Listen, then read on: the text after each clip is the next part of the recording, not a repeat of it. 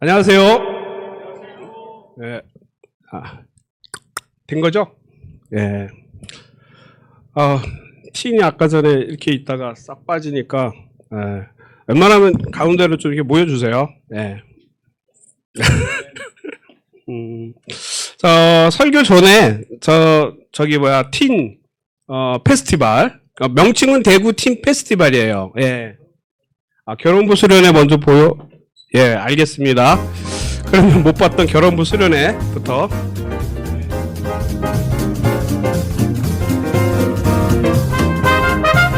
Friends and lovers, this is our topic. Married couples, single moms, and single dads are welcome. We also invite couples with children with disabilities.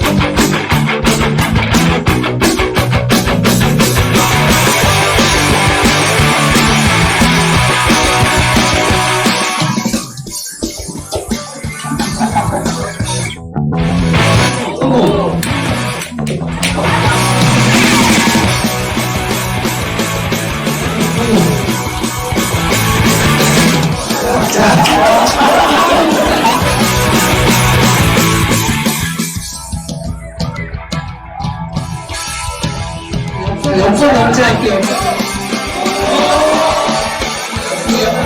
잡았어요. 너무 때리지 마.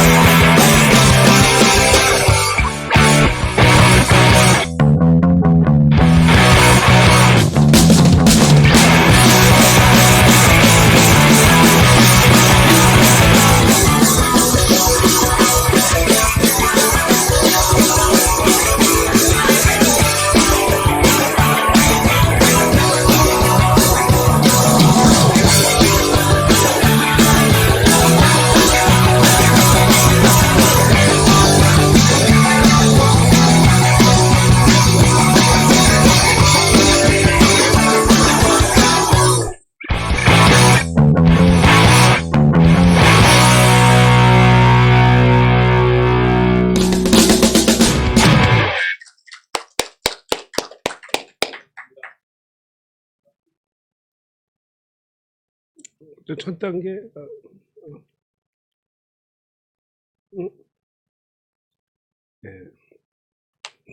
네, 어떻게 성찬 잘 들으셨어요?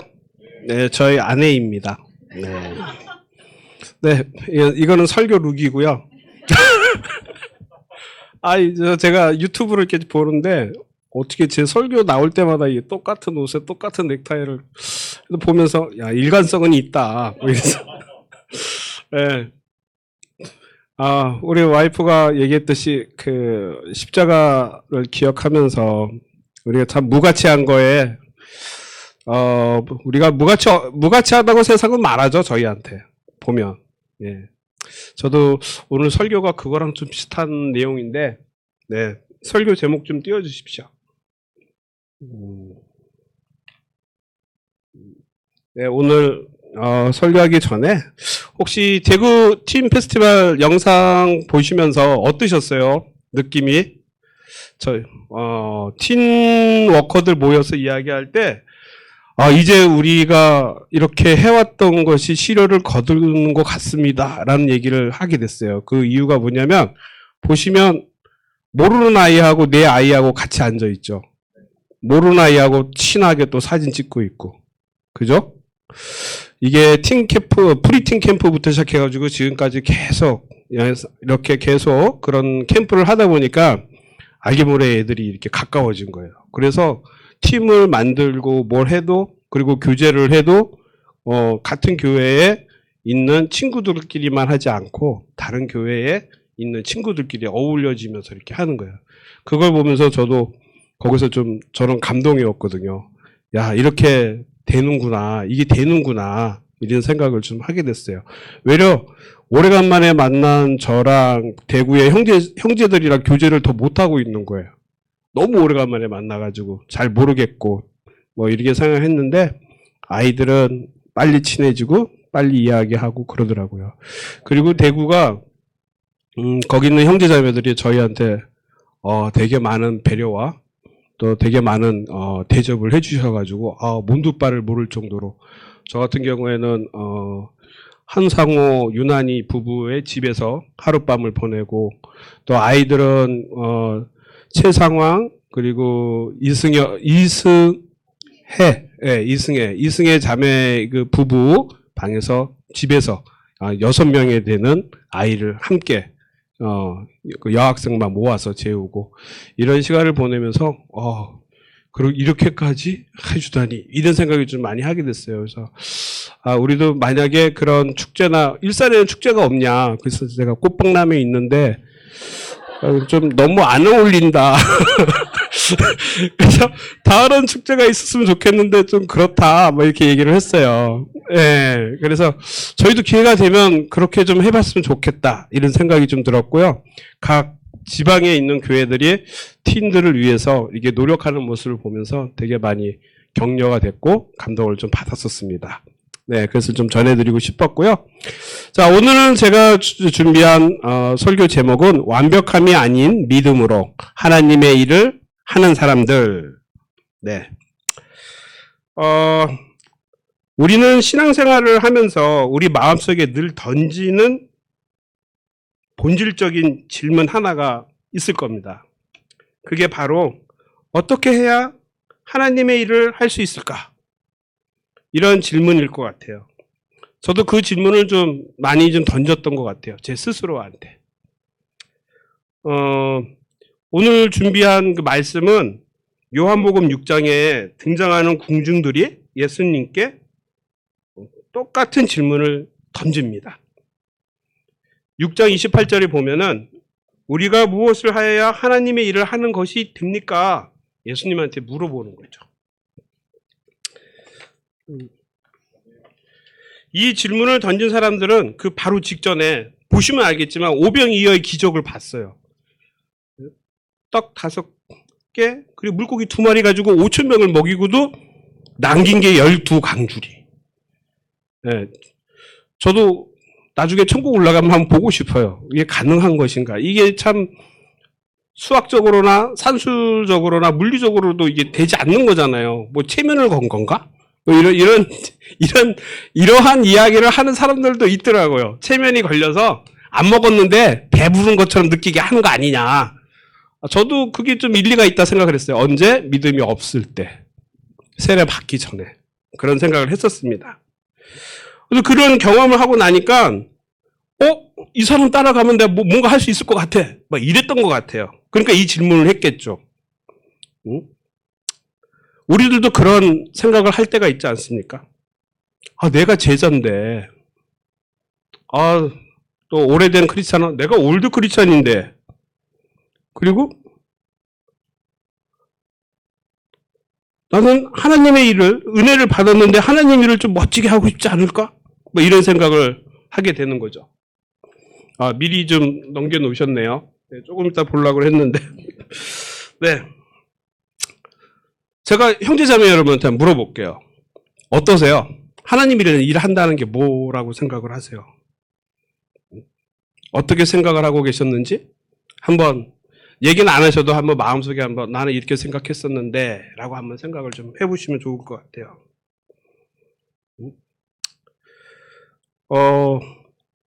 우리가 솔직히 말씀드리면 대단하고 화려한 하나님의 일을 꿈꾸기에는 우리의 현실이 너무 지치고 고단하고 우리 와이프가 성찬할 때처럼 좀 나이 먹어가고 있지 않습니까? 그 청년 때 그 기세, 그 열정, 그렇지는 않고 그렇게까지는 못하고 있지 않나? 이런 생각을 하게 됩니다. 그리고 특히 교회에서 지나온 시간들을 돌아보면 참 어려운 시간을 많이 보냈죠. 그리고 여기 계신 분들은 그거를 같이 겪고 같이 이 자리에 남은 형제 자매들이라는 생각이 듭니다. 그래서 저는 형제 자매들 너무 감사한 거예요. 같이 왔으니까요. 누군가는 교회를 떠났고 그리고 상황이 어려워질 때 여기 계신 형제 자매들은 그 자리를 묵묵히 지키면서 같이 예배드리고 그러한 믿음 생활을 해왔다는 겁니다.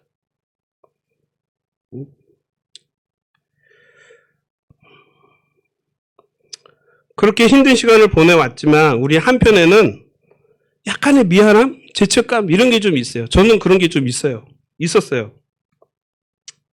하나님, 저는 너무 부족합니다. 말씀대로 살려고 애쓰는데 자꾸 넘어집니다. 내 믿음은 왜 이리 작고 초라할까요? 내가 과연 하나님의 일을 잘하고 있는 걸까요? 이게 제가 가지고 있었던 그 힘든 시간을 보내면서 이게 맞는 걸까? 이렇게 가는 게 당연한 건가? 막 이런 생각을 했었던 것 같아요.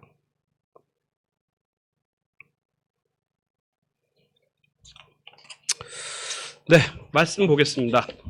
요한복음 6장 28절에서 29절 말씀입니다. 그들이 예수께 물었다.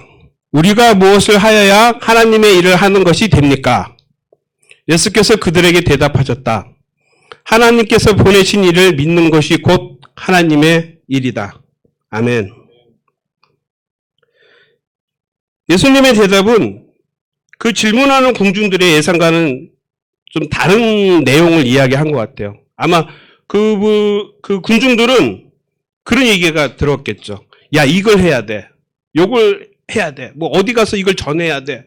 뭘 해야 돼. 뭘 해야 돼. 이런 식으로 이렇게 얘기를 할 줄 알았는데 형 대답이 상당히 심플해요. 하나님께서 보내신 일을 믿는 것이 곧 하나님의 일이다. 우리가 여태까지 말씀을 보고 지금까지 이렇게 기도하면서 왔을 때 이게 무슨 뜻인지는 형제자매들이 정확하게 모른다. 뭐 얘기는 못할 것 같아요. 무슨 말씀인지는 다 알 것 같습니다. 그래서 오늘 제가 이 말씀을 다시 한번 보는 건 다시 한번 저희 마음에 새겨보는 그런 시간이 되고자 다시 한번 이 말씀을 보게 되는 겁니다. 그리고 사실 저는 준비한 말씀은 딱 요건데 아까 전에 성찬 때 저희 와이프가 말씀을 많이 보더라고요. 그래서 또 저렇게 또 맞추네. 왜냐면 제가 원고를 먼저 보여줬거든요. 나 이렇게 설교할 거야. 이러고 얘기했는데 그걸 보고 성찬을 준비했는지 그 전에 성찬을 준비했는지는 모르겠으나 어쨌든 말씀을 많이 보더라고요. 그래서 다행이다. 그래도 맞추는구나. 이런 생각을 하게 됐습니다.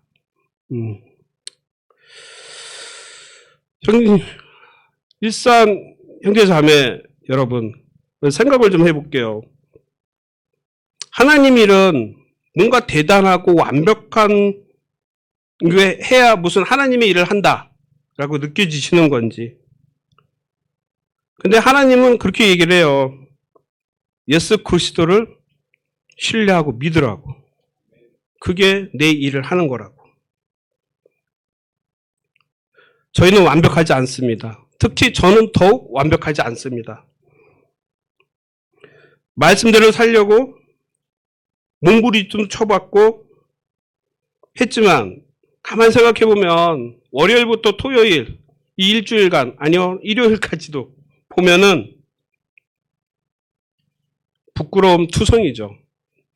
죄도 많고 넘어진 일도 많고 세상 유혹에 흔들리고 성질 한번 죽이지 못해가지고 일을 더 크게 만들기도 하고 그리고 자녀한테 하지 말아야 되는데 얘기해가지고 자녀한테 상처 주기도 하고 그게 접니다. 하나님께서는 완벽한 의인이 돼서 내 일을 하라고 얘기하지 않으시죠. 이 말씀대로라면. 완벽하진 않지만 넘어질 수는 있지만 흔들릴 때도 있지만 그럴 때 다시 일어나서 예수님을 믿고 살아가는 것. 그것이 하나님의 일을 행하는 거라고 말씀을 이야기하는 거라고 저는 믿습니다. 혹시 낙심하고 계신 형제자매들이 계십니까?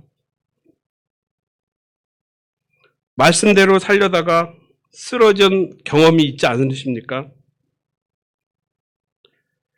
쓰러진 그 자리가 믿음의 자리이고 저희들이 하나님을 일을 하는 자리라고 생각합니다. 다시 일어난다면.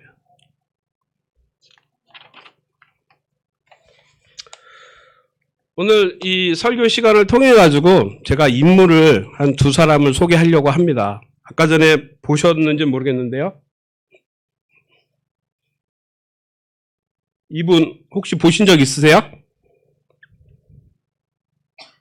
이분은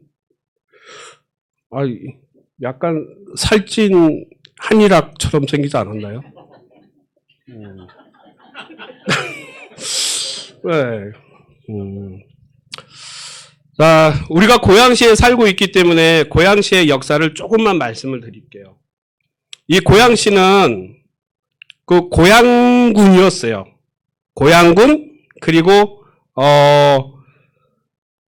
고양군이란 얘기는 고양리라고 하는 곳이 있는데, 지금 고양동이죠. 고양동. 그게 크기 때문에 고양군이 됐고, 고양시가 된 거예요. 지금은 화정, 한강변이 커졌지만, 옛날에는 거기가 있었던 거죠. 그리고 우리 역사 선생님도 계시겠지만 이 고양리에는 궁중에서 일하는 사람들이 많이 살았어요. 내시들도 살고요. 궁인들도 살고요. 여자 궁인들도 살았어요. 다 그 경복궁에서 다 수용하지 못했어요. 다 출퇴근하고 그랬어요. 그럴 때마다 진간사를 통해서 고양리로 퇴근하는 거예요. 그래서 출퇴근을 했던, 그래서 고양리라는 곳이 그래서 그런지 어떻게 보면 무속인의 메카예요. 무속인들이 많이 살았던 곳이에요. 왜냐하면은 궁중에 있는 사람들이 또 고관 대작들이 점을 보고 싶은데 체면상 못 가요. 그러면 궁인을 시키거나 하인을 시켜서 점 보고 오라고 해요. 그러면 어디 가느냐? 다 고양리에 가는 거예요. 그 정도로 고양리의 역사가 무속인들이 많았던 곳이에요. 제가 그걸 어떻게 알았겠어요? 제가 일하면서, 운전하고 일하면서 그런 걸 보고, 이렇게 얘기도 듣고. 그리고 고양시의 고양리 쪽으로 이렇게 보면은, 괜찮은 무덤들이 많아요. 근데 거기에 한 80% 이상이 다 내시였던 사람들의 무덤이에요. 좀 크죠? 예, 그냥, 그리고 저희 고양시에 서운릉이 있고, 왕이 묻힌데, 그리고 서삼릉이라는 데가 있고, 그리고 또 왕도 많이 묻혀 있어요. 예. 그 정도로 그런 곳이에요. 근데 그거 얘기하면서 이 사람을 소개를 하려고 그래요. 이 사람은 지금 눈이 안 보이시는 분이에요. 태어나기는 1860년도에 태어났고, 이 시대에 눈이 안 보이는 장애를 가진 사람의 약 한 50% 이상은 점치는 사람으로 일을 했다고 합니다. 네, 그래서 근데 이 사람이 유명한 점쟁이였어요. 그래서 고양리에서 점치는 집을 차려서 엄청난 부를 획득한 사람입니다. 네, 이름은 백사겸. 예. 점쟁이. 근데 눈을 못 보는 점쟁이였던 거예요. 근데 이 사람이 자기가 점성가로서의 이렇게 누리고 있을 때 좀 더 나는 더 도를 닦아서 더 해야지 하고 100일 기도로 들어갔는데 100일 기도를 들어갈 때 누군가에게 복음서 하나를 받습니다. 받고 100일 기도하다가 이게 뭐지 하다가 집에 와가지고 이게 내용을 궁금하잖아요. 그래가지고 자기는 맹인이니까 볼 수가 없고 그래서 여기 아들한테 읽어달라고 그러는 거예요. 네, 이분의 아들이에요. 아들한테 읽어달라고 한 거죠. 그래서 그걸 들었어요. 그러다 보니까 이 백사겸이라는 사람이 회심을 하게 된 겁니다. 쉽게 말하면 복음이 들어간 거예요. 와, 내가 여태까지 살아온 게 잘못된 삶이구나. 그러면서 자기가 점성가로서 점치는 거로서 돈을 많이 벌었지만 그거를 다 이웃에다 나눠주고 혹시라도 자기가 좀 말빨이 좋으니까 그걸로 인해서 사기친 사람한테도 다 갚고 그래서 별명이 조선의 삭개오 백사겸이라고 얘기를 합니다. 예, 그런 사람이었던 거죠. 이 사람 일화로 그게 있어요. 이분의 아내가 양반집 귀수였대요. 어떻게 저런 사람이 양반집 귀수를 아내로 삼을 수가 있지? 근데 여기에도 야사가 있는데 들어보면 웃겨요. 양반집 귀수가 전보로 왔어요. 전보로 왔는데 뻥을 쳤대요. 당신은 시집을 가면 안 된다. 단명한다. 그럼 어떡하라는 말입니까? 그러니까 그럼 나한테 와라. 그래서 결혼해서 낳은 사람이 이분이에요. 이분은 좀 이따 제가 또 설명을 드릴게요. 어쨌든 복음이 들어가가지고 모든 걸 다 청산하고 그때부터 성경을 읽을 수가 없으니까 들었잖아요. 근데 이분의 가장 다른 사람보다도 좋았던 건 기억력인 것 같아요. 그래서 말씀을 다 애우는 경지까지 간 거예요. 그래서 걸어다니는 성경책이라고 얘기도 하고 조선에 처음으로 성경을 다 애우는 사람이 이 사람이었다는 거예요. 그 외웠으니 어떻게 이 사람은? 그래서 파주, 개성, 강화, 포천 이제 이게 지팡이 들고 다니면서 복음을 전했다는 거예요. 예. 그런 사람입니다. 어쨌든 복음이 들어가서 이분이 얘기하는 것 중에 그런 얘기가 있어요.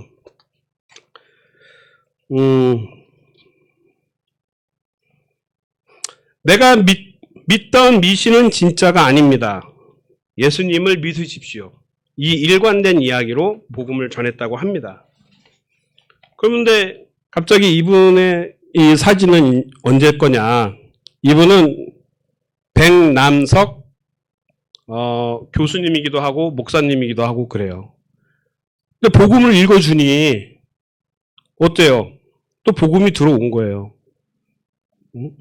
그래서 이분은 1951년에 행방불명, 행불로 나와요.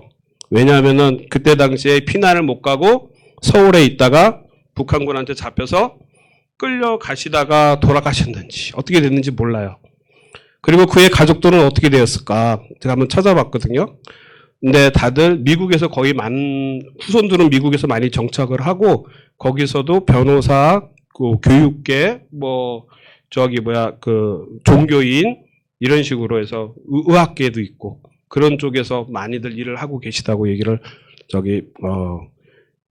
어떻게 AI가 얘기해줘서 알게 됐습니다. 예. 제가 이제 얘기하려는 거는 그거예요. 우리가 백사겸이라는 사람처럼 그런 시절이 있지 않았습니까? 영적으로 장님했던 시절이 있었어요.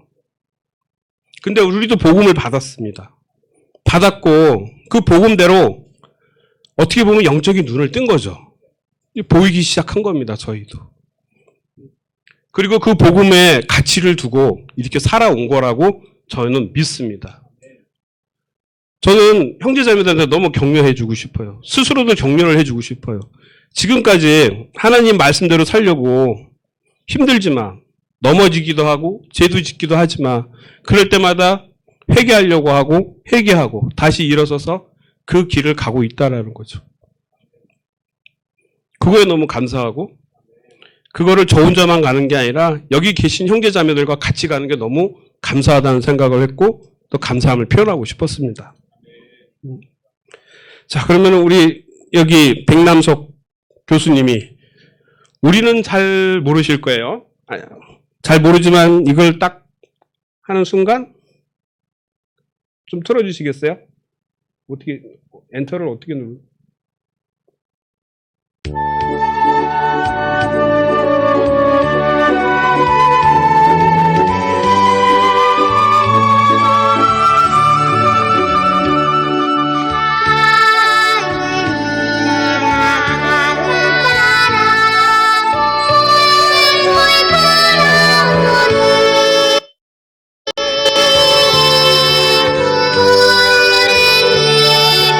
정리해 주시면 감사하겠습니다. 예.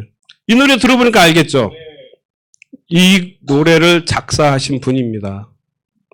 이래 보면 좀 달리 보이죠? 예. 이 노래 가사가 동요를 만들기 위해서 개사를 했대요.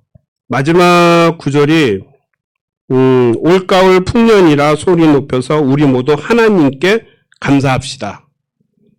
그런 내용인데 하나님이 아니라 하느님으로 바뀌었고 하나님께 감사합니다. 하느님께 감사합니다라고 나오죠. 저도 이 노래를 듣고 알았을 때 좀 약간 전율이 흘렀어요. 왜 흘렀냐면은 저희 교회가 일산교회가 일산에서 독립을 했죠. 미션팀으로 나왔습니다. 우리의 목적은 그 미션팀으로서 앞으로 고양시와 그 경기 북부 쪽에 저희가 미션을 하겠다라는 마음을 가지고 온 게 있었죠. 어떻게 보면 백사겸이라는 사람은 그 일을 하고 있었던 거예요. 언제? 한 100년 전에. 아마 쉽지는 않았을 것 같아요. 그때가 이제 1860년대생이라고 그랬잖아요. 그리고 이 사람이 활동을 제일 많이 할 때가 1890년도, 30살, 40살 이때예요. 근데 1890년도가 어떤 때인지 역사책을 보면 금방 알아요. 어떤 시대였죠?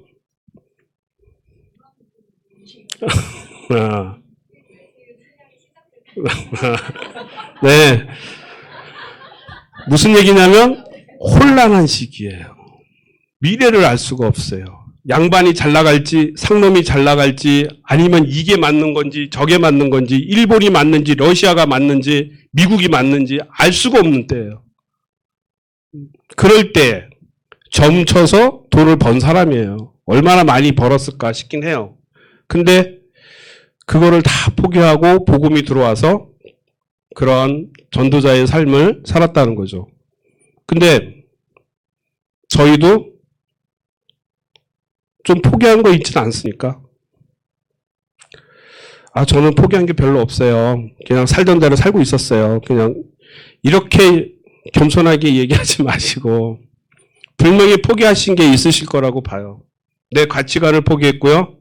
저도 저의 가치관을 포기했어요. 가끔씩 올라올 때는 있지만 저도 자본주의 사회 국가에서는 최고가 자본이고 돈이다. 돈이면 모든 거 할 수 있다. 이런 생각으로 젊은 시절을 보냈던 사람입니다. 하지만 지금은 좀 생각이 조금씩 바뀌고 있어요. 아까 전에도 저희 와이프가 얘기했지만 저희는 십자가의 가치를 두고 사는 사람들이라는 것을 잊지 않았으면 좋겠다. 이런 생각을 하게 됩니다.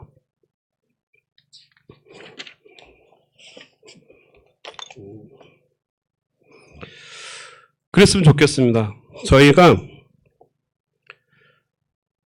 저희가 가치가 두고 있는 십자가, 그리고 말씀대로 산다는 게 무엇인지. 백사겸이라는 사람은 자기 믿음이 이렇게 발전될 거라고는 생각 못했을 겁니다. 저희들 믿음도 어떻게 발전될지 모릅니다. 그러면서 팀들을 보면서 조금씩 느낄 때가 있습니다. 우리가 헛살고 있진 않구나. 이게 언제 어느 때 어떻게 커질지는 모르겠지만 저희들의 믿음이 하나하나 심어지면서 아이들한테 퍼질 거고 그 아이들이 오늘 동의가 좋은 본보기를 보였는데 자기 친구를 데리고 올 거예요. 그 친구들이 그 복음을 받을 것이고 누가 어떻게 복음이 하나님께서 일하실지 모릅니다. 저희들이 하나님의 일을 하시는 건 말씀대로 살기 위해 기도하고 또 넘어지더라도 다시 일어나고 회개하고 우리가 처음에 배웠던 말씀대로 사는 것이 하나님의 일을 하는 것이라고 저는 굳게 믿고 있습니다. 그리고 여기 계신 형제자매 여러분도 그 믿음이 맞다고 생각을 해주시고 같이 함께 그 믿음을 향해 나가기를 기도합니다. 네. 저의 설교는 여기까지고요. 네, 올해 항상 보여드립니다. 사랑이 넘치는 교회. 저희들이 이거 하려고 지속적으로 계속 예배드리고 하나님 말씀대로 살려고 하고 하는 목적이 있다고 생각이 듭니다. 그리고 오늘 나눔의 시간은 다른 때하고 좀 다르게 저는 설교 들을 때마다 맨날 도전이 되거든요. 물론 도전이 될 수밖에 없겠죠. 부족하니까. 근데 오늘만큼은 서로 격려해 주셨으면 좋겠습니다. 형제자매들이 나누면 이게 한 사람들은 다 나누면 좀 시간이 걸리니까 격려와 칭찬, 위로, 릴레이. 한 사람이 그 사람을 하면 그 사람이 다른 사람을 하고 다른 사람이 또 다른 사람을 해서 지목을 하면서 격려와 칭찬, 위로를 해주는 그런 나눔의 시간을 가졌으면 좋겠습니다. 네, 이상 말씀 마치고 기도하겠습니다. 네, 하나님 아버지 감사합니다. 오늘도 이 세상 속에서 다른 사람들은 십자가에 대해서 이렇쿵 저렇쿵 폄하하는 사람들도 있습니다. 그 안에서 저희는 최고가 십자가이고 예수를 아는 지식이 최고이라고 저희들이 고백하고 그 삶을 살고 있습니다. 아버지 그런 형제자매들이 모여서 같이 예배를 드립니다. 저희 예배를 기쁘게 받아주시고 또한 저희가 항상 넘어질 때도 일으켜 세워주시고 축복해 주시고 저희들의 삶을 당신께로 온전히 드릴 수 있도록 당신께서 인도해 주십시오. 감사드리고 예수님 이름으로 기도드렸습니다.